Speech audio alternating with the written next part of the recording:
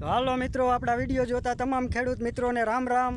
તો મિત્રો, આજે આપણે એરંડામાં દવાનો છંટકાવ કરવાનો છે। તો ઈવોળો મિત્રો આપણે એરંડામાં આવી છે, ઝીણી ઈવોળો પણ છે અને મોટી ઈવોળો પણ છે। તો એરંડામાં ઈવોળોનો ખૂબ મોટો એટેક છે અને ઘણા બધા એરંડાને નુકસાન કર્યું છે। તો કેવી ઈવોળો છે એ પણ બતાવું અને આપણે કઈ દવાનો છંટકાવ કરવી છે તે પણ તમને બતાવું મિત્રો।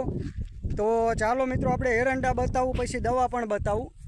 જો મિત્રો, આપણા એરંડા આવા છે, અમુક મોટા છે અને અમુક નાના છે।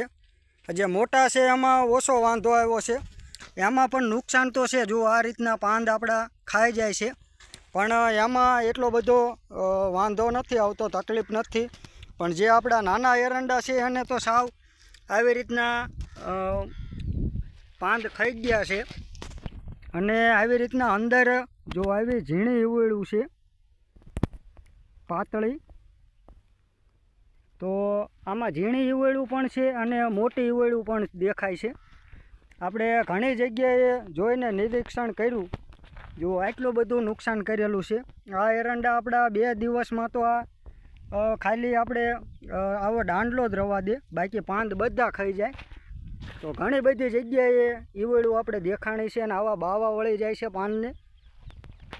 તો આનો આપણે આજે દવાનો છંટકાવ કરવાનો છે। જો આમાં પણ ઈવોળ દેખાય છે, તો આવી રીતના નકરી જ ઈવોળું છે અને અમુક તો હવે મોટી ઈવોળું પણ દેખાય છે। જે આ મોટા એરંડા છે એમાં એટલી બધી તકલીફ નથી, એમાં પણ પાન તો ખાધેલા જ છે, પણ જો આમાં નુકસાન તો છે, પણ એવો બહુ વાંધો નથી આવતો આમાં, મોટા પાંદ હોય એના હિસાબે। પણ નાના એરંડામાં વધારે નુકસાન બરતાય છે। તો ચાલો મિત્રો, આગળ આપણે તમને દવા બતાવીએ, કઈ દવાનો છંટકાવ કરવી છે। અને મિત્રો, ચેનલમાં નવા હોય તો ચેનલને સબસ્ક્રાઈબ કરી લેજો, જેથી કરીને નવા ખેતીવાડીના વિડીયો તમને મળતા રહે। તો ચાલો મિત્રો, તમને આગળ દવા બતાવું।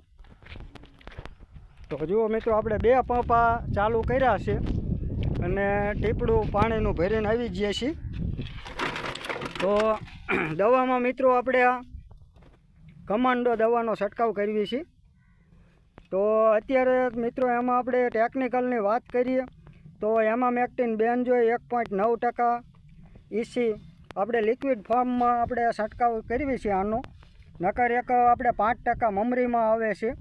પણ અત્યારે હાલ આનું અને બીજા પણ એમાં ઘણા બધા ટેકનિકલ છે।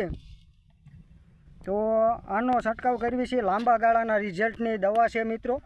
15 દિવસનું રિઝલ્ટ આવે એટલે ત્યાં સુધીમાં આપણા એરંડા મોટા થઈ જાય। અને એની સાથે ભેગું આપણે આ સ્ટીકર આપીએ છીએ, જેને ગુંદરિયું પણ કહેવાય।